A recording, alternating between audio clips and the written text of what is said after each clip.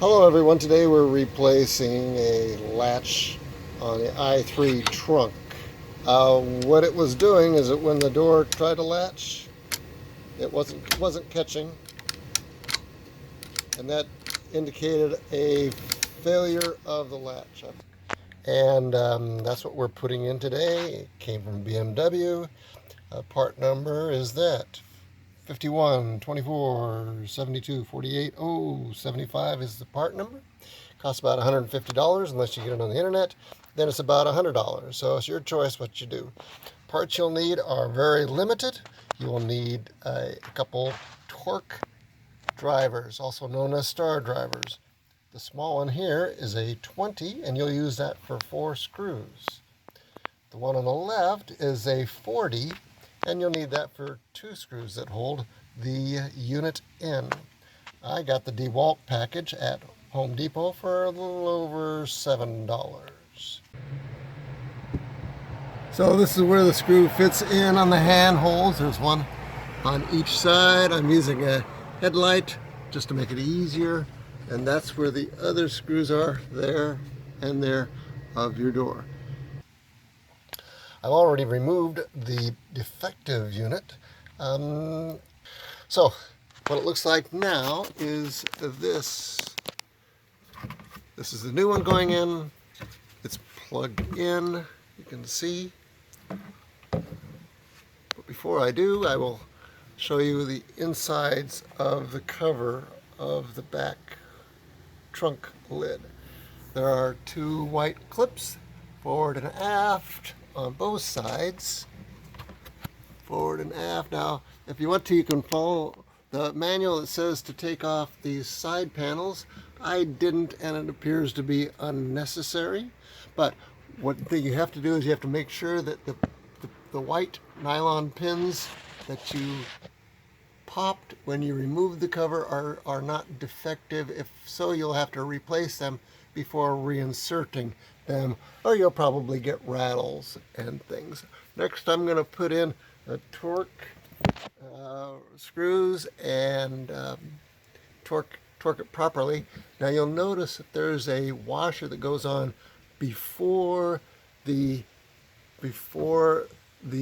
latch. So make sure you put that washer on, and if you leave it like this, when you remove it, you'll see it'll drop down into the cavity of the cover.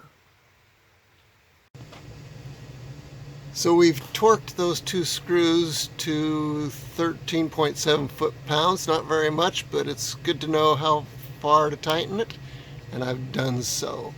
You can do with it whatever you want. It says also to test this unit while you've just installed it, and you test it by activating the latch and making sure that it catches. Mine, the old one, did not catch when I pushed down on it.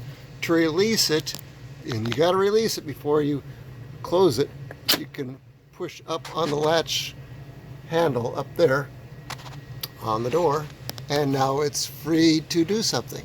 Next thing will do is snap this panel back in. It's already wired, it's already working, it's already tested. Before I forget it, it does say in the instructions to make sure that when you close it, it does not scratch either side, that it actually fits right over the catch there. And if it doesn't, you have to remove these panels and loosen nuts and adjust it until it doesn't, so it fits it perfectly. In addition, on top of the door are these adjustment screws. So you may need to adjust them, and we'll get back to that in a minute. Okay, I snapped those pieces back in so that they're flush. Next thing I'll do will be to reinstall the screws. There are 4 of them. The ones that go inside the handholds, you can barely see them, are the small ones. To your left, I will start them right now. Next thing we're going to do is just try closing the door slowly and seeing how well it latches. The instructions say to look for scratches on your catch. I didn't hear any scratching and it closed perfectly. Therefore, other than replacing the lamp that I took off for the day that I did not have the latch working, this job is done. So installation takes about 15 minutes. Removal takes maybe 30 minutes if you do it very carefully. It takes more time to buy the two torque screws to do it. And that's it. Goodbye.